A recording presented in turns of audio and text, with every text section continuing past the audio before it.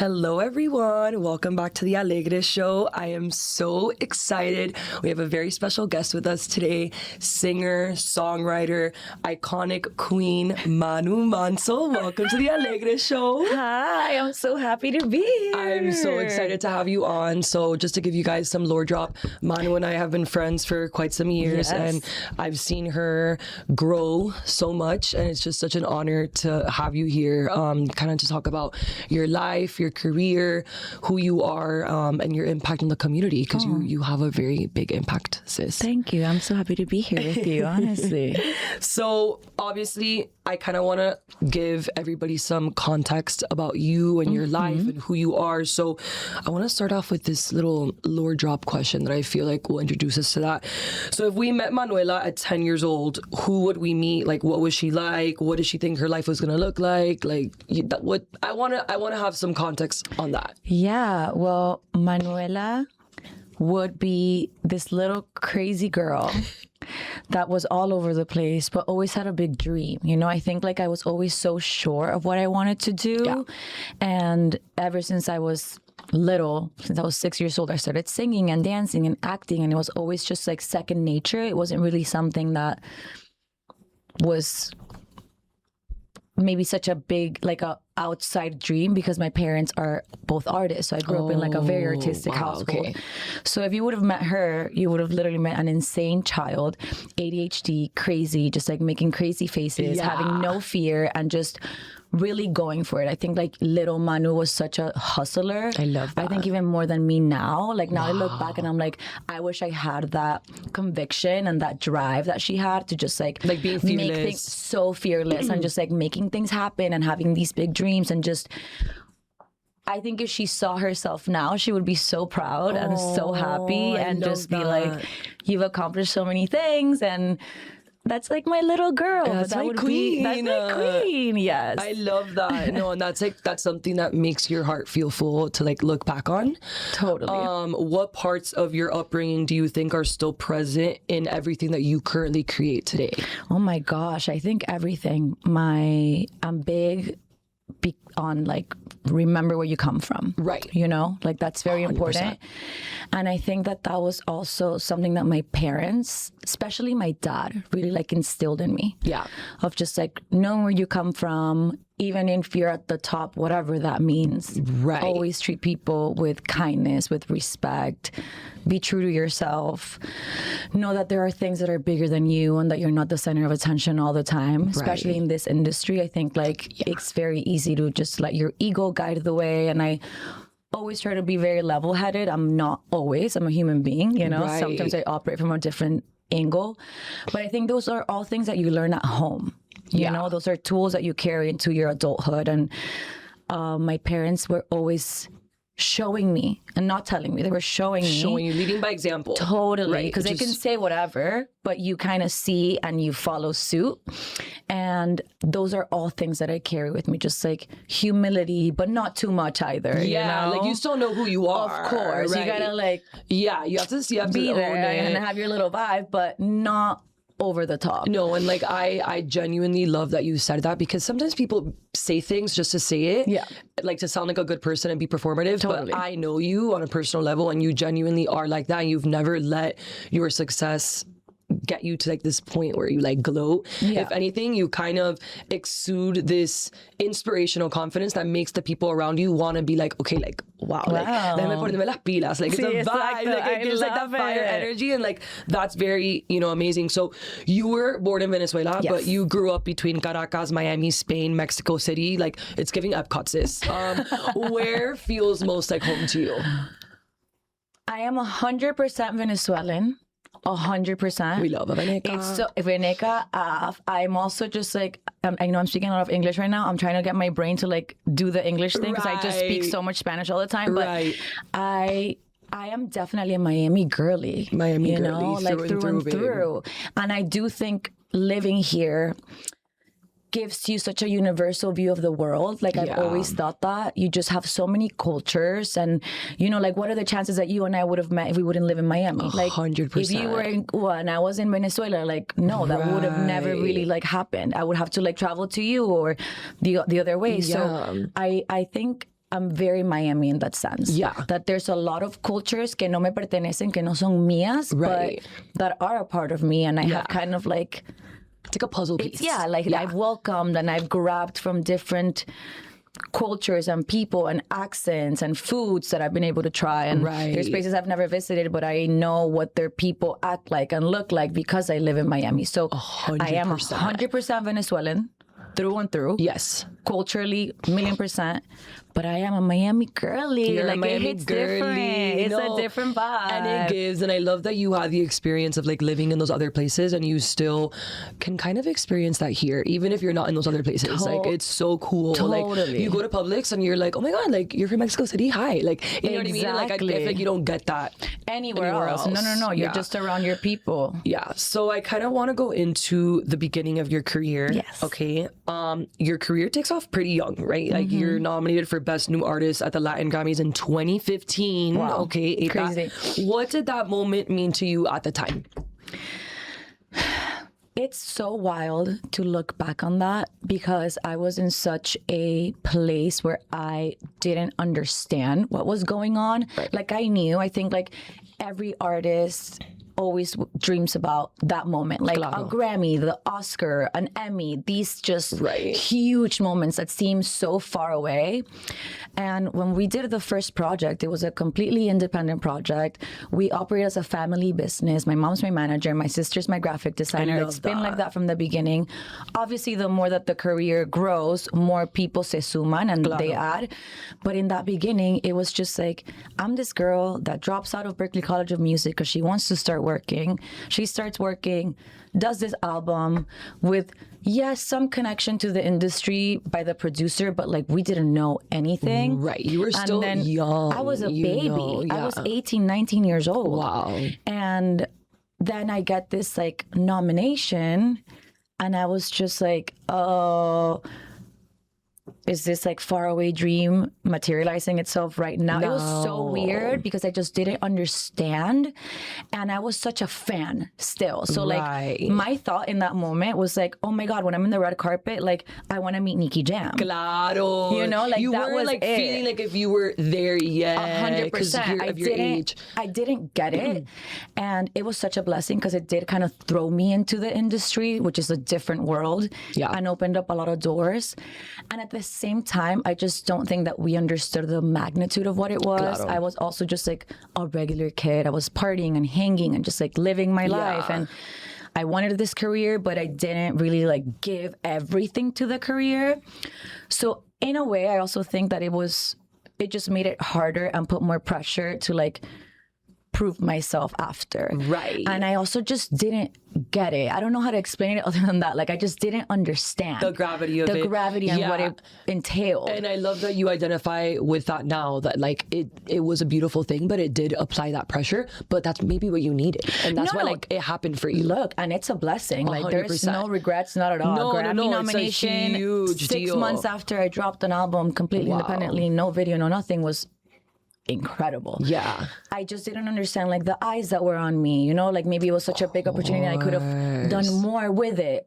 But I'm also such a believer that God's plan is perfect and like life just turns out the way that it has to. And we always have a second, third, fourth chance.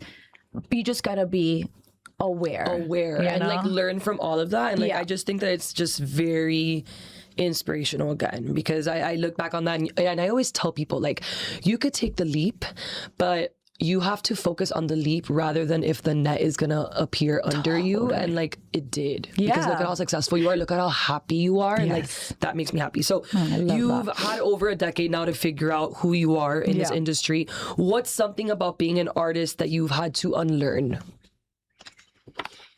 Wow. Yeah, I've had to learn a lot more than unlearn. Yes. I think I've had to realize how things move, understand that it is a job, it's a business. And I'm a musician, I'm an artist, but I'm also the CEO of my own company and my own record label, and we operate as a business, and I enjoy it. Like I love that. You're doing what you love. I love being a businesswoman as well. So I've had to learn more than unlearn because I just didn't know anything. And as you start to move in this great job you also meet a lot of not great people and a lot of different kinds of people. A lot, I can imagine. And you just start to learn to be less naive. Maybe I've had to unlearn that, the naiveness. Like protect yourself a little bit. And the protection, and just like, again, it's a harsh business. It's very harsh. But it's so much fun. So I think so much fun. It's so much fun. And as a woman, you also learn to like be strict, learn how to say no. Maybe that's something I've had to unlearn, to just like not be a people pleaser, you know, not be a yes man, being okay with being like, oh, you deem me as strict or the B word, and like, it's okay. Yes, if that's what it takes for you to like respect me and to stand my ground and like run my business, then that's what it is. And that's something that I've definitely had to unlearn. To just like, you don't always have to be the nicest person in the room. You should be kind, but it's okay to set boundaries. To have that happy medium. Totally. Especially as a woman. Especially as a Latina woman. Total. Yes. No. So I love that. The boundaries, I think, is a big one. You have to set unlearning my naiveness and my people-pleasing tendencies. And like being so nice to everyone and just like, I really resonate with that. And in all of the different careers, because I'm like a multifaceted girly, like I've done so much, and like I had to really do the same thing. And like now that I'm a lot older, and like we met at like a younger point in our lives too. We were babies. And I look back now and I'm like, wow, like we run it now. Like, you know, back then, like, who would have known, you know? Totally. So before we get like deeply into your music, I want to acknowledge what Venezuela has gone through and is still actively enduring with the aftermath of the earthquakes. As a Venezuelan watching this happen from here, what has this past month been like for you? It's so tough, because I saw this quote and I resonated with it so much that said like, no le pasó nada a los míos, pero le pasó algo a los míos. You know, like nothing happened to my people, but something happened to my people. 100%. And I think like every Venezuelan just felt like a gut-wrenching pain. Yeah. It was so hard to just like see your country crumble and not being able to do more, you know, and see people suffering. Like I'm a big empath, and it hits me hard. And then there's that other layer of like, it's Venezuela, it's people that have gone through so much, we've gone through so much already, and it's like, why can't we just catch a break, you know?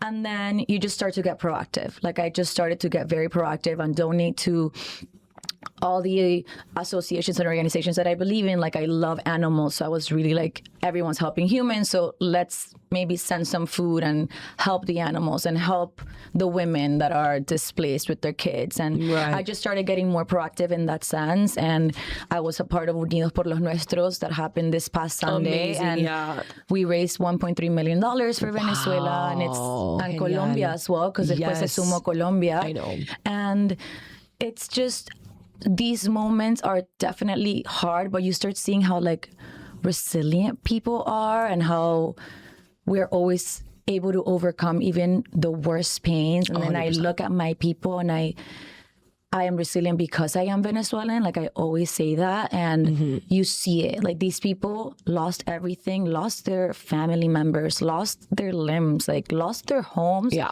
And they were still laughing and cracking jokes. And when they would when they would save them, they would just like say funny things. And that's so cool to me, and such a Venezuelan thing to you're just like, how do we turn this tragedy into like light and something fun? And I just think it's very telling to like the type of people that we are. Yes. And it's been really tough, and we still have to help. Like if anyone can still donate, feel free to do so. Do it. I encourage you to do it. Nothing is too little, and it's going to be a long road to reconstruction, but we're on the way. We're on the way. Yeah, we're on the way. I love everything that everybody's been doing and coming together, especially in Miami, because there's so many Latinos here in Miami.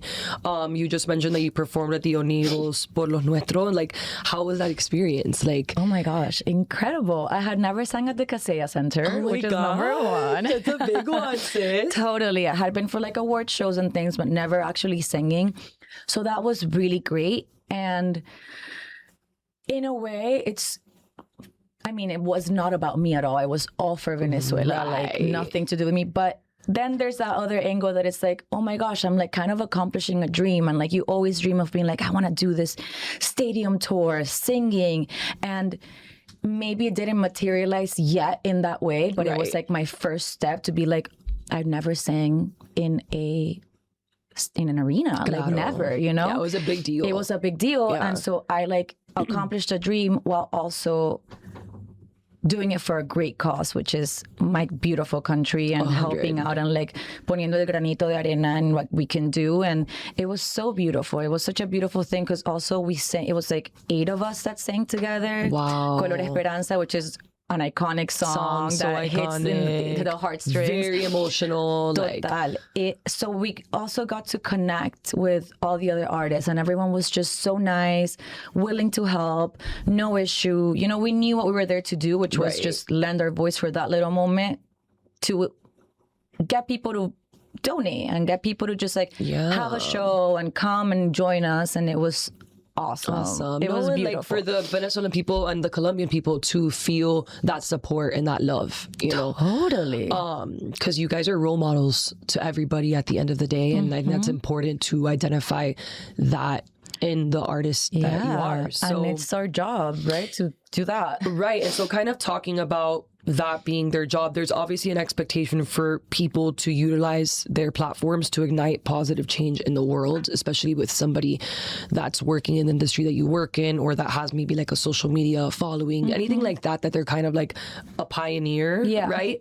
How do you feel about people with big platforms being radio silent when these tragedies happen?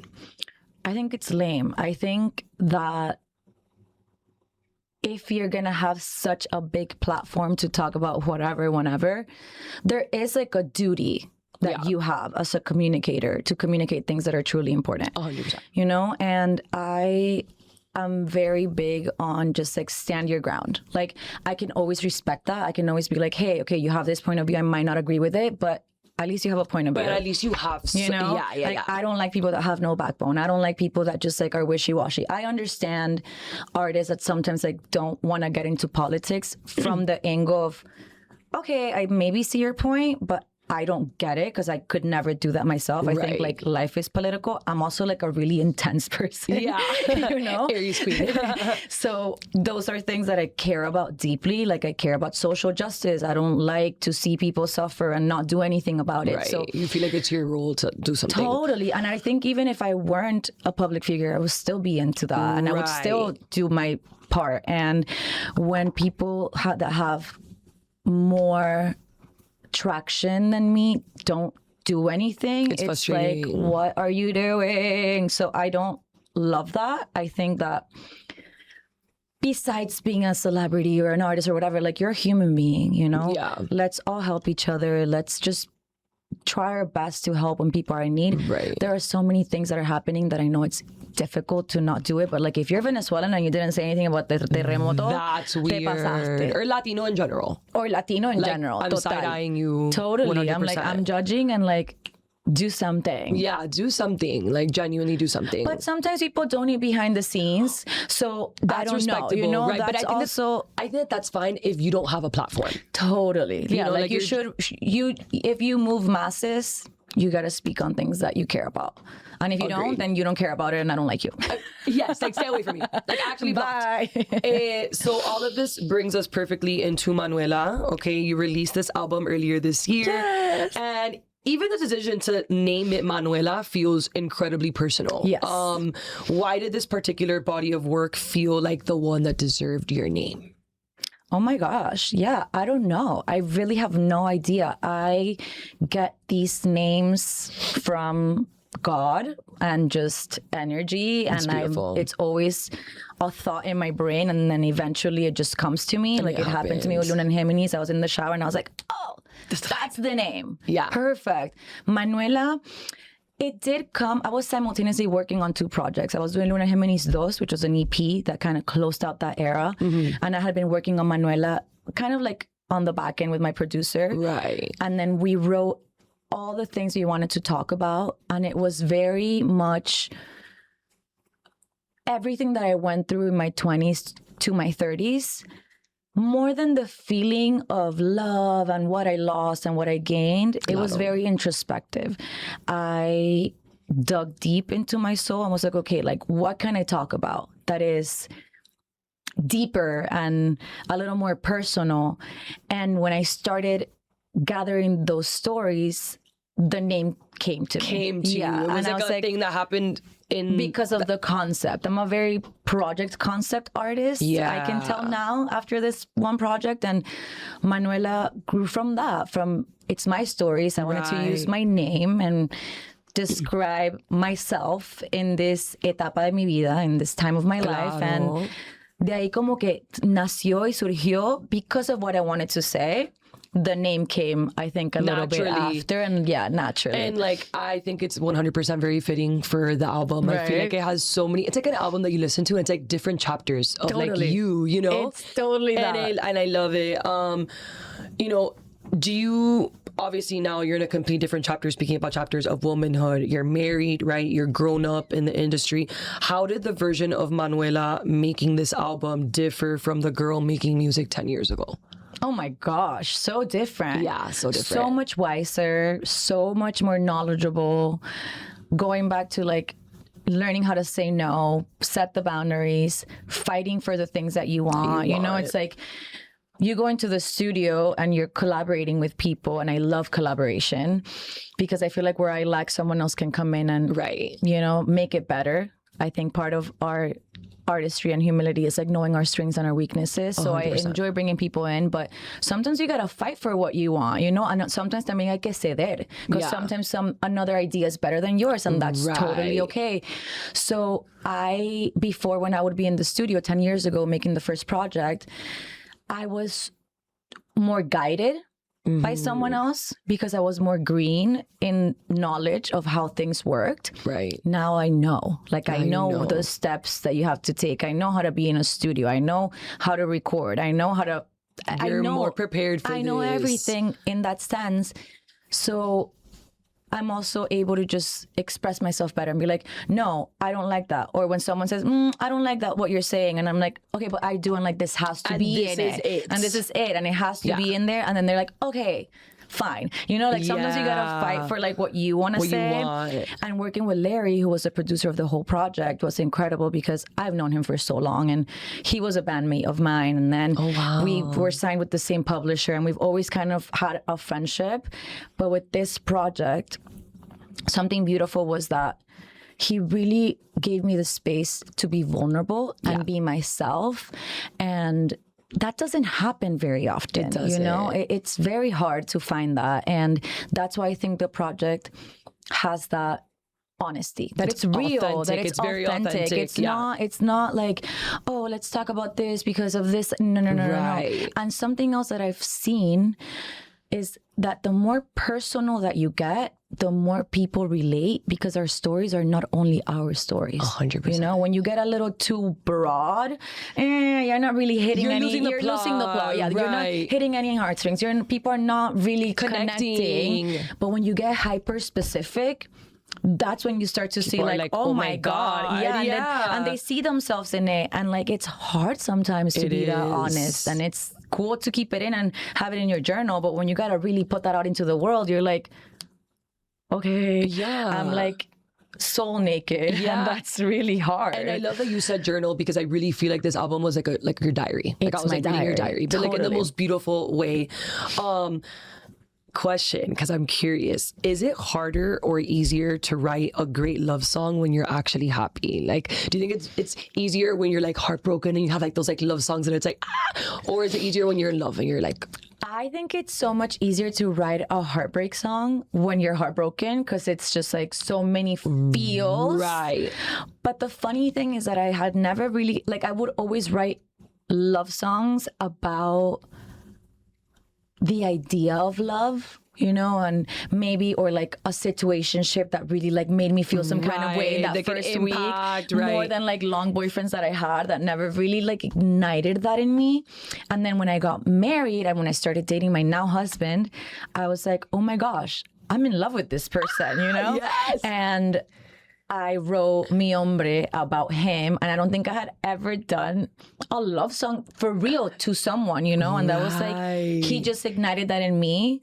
So now I think it's easier to write a love song when you're in love. But I think you have to be really in love, you know? Really in love. Or really in lust, or really in like that intense situationship moment. But that brings a different side. I think a healthy love brings another layer of just depth and it's you just want to express it. Es mucho amor. Right. Quieres dedicar. So it gives. It's, before I always thought that it was like I wanted bad moments because I needed the ammo. Like, give me some heartbreaks. So I needed the ammo to like write the song. Yeah.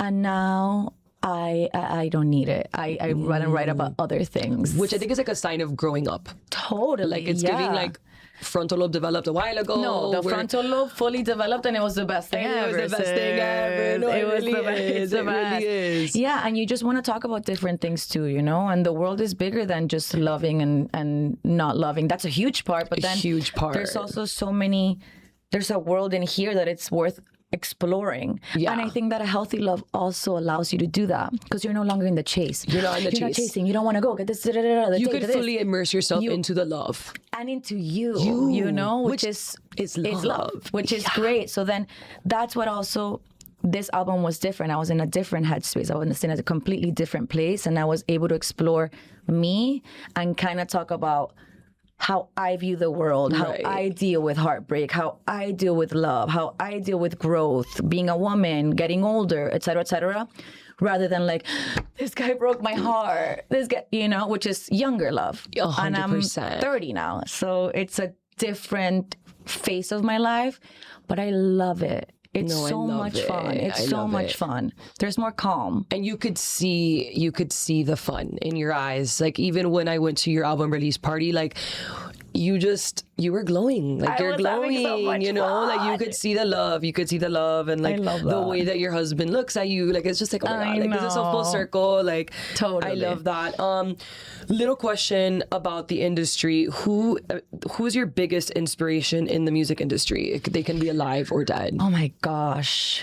I love divas. I love women that are divas, that are themselves, that no piden perdón ni permiso por nada, and they're just so like huge and take up space. Like I think like they sometimes tell us to like sit pretty, chill, mueve la pierna así, don't say too much, don't talk too loud, be lady like this and this. So I love when a woman like breaks that and it's like, I'm here, I'm massive, con las plumas and the vibe. So I love Celia Cruz. Yeah. I love Diana Ross.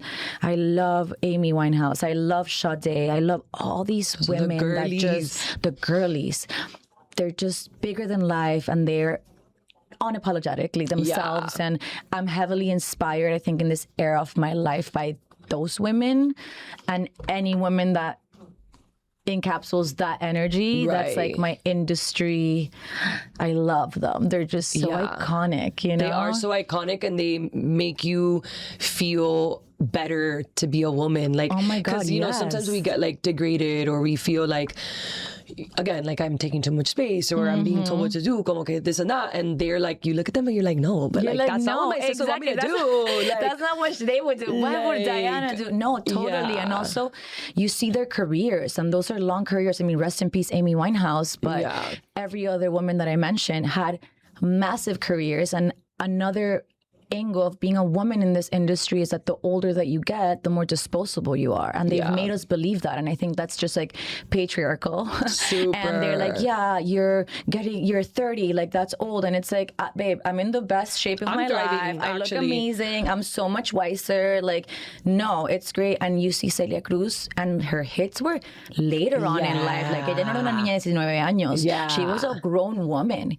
you know, con su marido, con su cosa. And like, that's so inspiring to me. It just proves that there's not an expiration date. You can start whenever, and we can't fall into that, what they have made us believe that we age out at some point. Like, no, life is so long and I want to sing until I'm 80. And like Diana did it. Celia did it until the day that she died, you know? Like you see Cher now and she's so iconic. She's thriving. Yeah, and you're like, it's like aging like wine. Aging like a wine. And with age comes wiseness. And that's amazing. And maturity. And it's different eras. And those are my proper inspirations. No, and like I love that you said that, because I feel like a lot of people get caught up in like, maybe I don't want to follow my dreams because it's too late. And then it's like, no, it's never too late to do what you love. And you're only going to get better with time if you're actually doing what you love. 100%. Like, you need to allow yourself to do that. And you also need to allow yourself to fail. It's okay, you know? It's like, everyone fails, everyone messes up, you fall, you get back up, you try again. I think like a life of trying is better than a life of, then you look back and you're like, what did you do? What did you do? There's nothing, you know? Right. So. And one little thing I wanted to ask you before we got into our rapid fire. Yes. What is something that you have struggled with that maybe some people don't know about you? You know, maybe in your personal life, maybe in your career, that you want to like draw awareness on. I am an ADHD girly. And Same. So I it's a superpower, but I do think that we operate different in our brains. You know, there's a lot of tabs in there. When you talk to someone that is not neurodivergent or ADHD, you're like, oh, we're not the same. Like there's something in here that is a lot. It showed up more when I was younger. I was a very hyperactive kid. Yeah. Very, very like jumping off the walls. Same. And I was medicated. And then one day I woke up and I told my parents, hey, like I don't want to get medicated anymore. And they were like, okay, super supportive, and I did it. And my dad was just like, just know that you have to concentrate a little extra, you know, to work a little bit harder to get there, to like focus and just be aware. And it was never a deficiency. It was always something that they made it seem like you're just a little different in that way. But it's also in my creative world.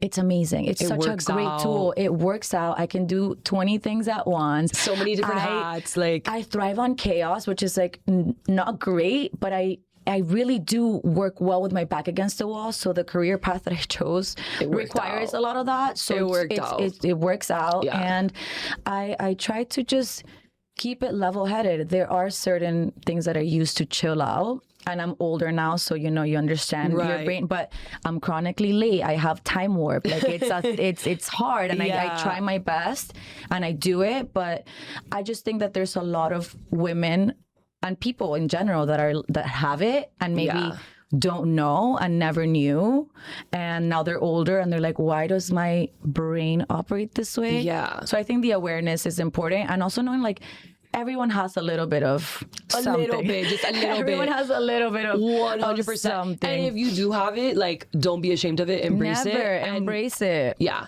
It's great. I love that. All right, so closing out, let's get into our little rapid fire questions, which are so fun. Let's do it. I curated these specifically for you. Let's do it. All right. Arepa or tequeño? Arepa, 100,000,000%. Would you rather forget the lyrics on stage or have your mic cut out? No. I'd rather forget the lyrics on stage because you can always recover. Mic cut do a little like, I'd be like, ooh, or let someone. Mic cut out is so annoying. It happened to me and it's terrible. No. One artist you would love to collaborate with? Oh my gosh, right now I'm really into Karim Leon. I love him, so let's manifest it. We're manifesting. It's gonna happen. It's gonna happen. Who consistently understands the Met Gala assignment? Oh my gosh, Rihanna, obviously. Met Queen. Are you kidding me? And Zendaya too. I'm glad you said that because that's my pick. Those are my two. What's the one beauty appointment you will rearrange your entire life for? My facials, honey. 100%. Don't get in the way of me and my facials. To be glowing. 3 Miami restaurants you will always defend with your life. Oh wow, that one's so hard. But La Latina #1, which R.I.P. It's gone. I'm so sad about that. They closed it. That was a bop. That was such a bop. I love Joe Stone Crab, Miami, like iconic. I will go to war. And a third one, it's fairly new, but I really love it because I love all their restaurants, like the Sunny Steakhouse. That's another one that I'll defend with my soul. That's a good one. Those are like my 3. The bread is so good there. It's so good. Okay, if MySpace was still here, what would be your MySpace song? I'm dying. I love, she's from Texas, I can tell. That's by the way. Okay, that's my jam. Okay, that's a really good song. That's my country vibe. That, sis. I know, but you know that my first MySpace song was, our song is a slamming screen door, sneaking on. No, the little accent that you have is so good. I'm a country girl. Okay, Amy Winehouse or Sade? You're crazy. That's a crazy question for you, That's a crazy question. I can't choose. They're so different. You Both have to pick my heart. one, sis. No, sis. Amy Winehouse. Okay. Your own song you've never gonna ever get tired of performing? My own song that I never get tired of performing. That's hilarious. I get tired of performing every single one of them. But I think right now there's a song that I love singing live, which is called Sophia from the new album. Okay. It's such a fun song. I hadn't had like a really, really fun singing track in a really long time. In a long time. Yeah. Okay, I love that. Who gets the aux, you or your husband? Me, girl. What are you talking about? Reggaeton all the way. Reggaeton all the way. And who's on your Mount Rushmore of music? So like your top 4 artists. Sade, Celia. We're going to say this in once. Sade, Celia, Amy. And I won't name Diana here, but I will bring in Beyonce. Okay, Beyonce. All right. And then one last question, my queen, just a little, to end on a little emotional note, because you know, like the divas have to be emotional. If you had the chance to tell little Manu anything, what would it be? To just be herself, do the things that she's doing. I will tell her to focus a little more on her and stop giving everyone so much access to her. Choose wisely, but at the same time, her path is her path. Yes. You know? And I would just give her a big hug and tell her that she's so loved and that I'm so proud of her. And that's my little girl. I talk to her all the time, you know? She's in me. So I would just tell her that everything's gonna be okay and she's gonna be fine and happy. Not you about to make me cry on my own show. Nice. Such an amazing, inspirational time that I had with you. You're literally like taking a shot of espresso. Like you're so refreshing. I love you. Your inspiration. I love you so much. I want obviously all of my audience to follow you. So just go ahead and let them know your Instagram handles to, you know, stream your songs, like all this stuff. Yes. Well, you can find me everywhere. Manu Manso. Manumanzo. And please stream Manuela. When you go on Spotify or Apple Music, just click the little add button, download it to a playlist. It helps more than you know. Yes. So I hope you enjoy that. Thank you for being on my show, queen. Thank you. Te amo love you. tanto. Te amo, amiga. Gracias.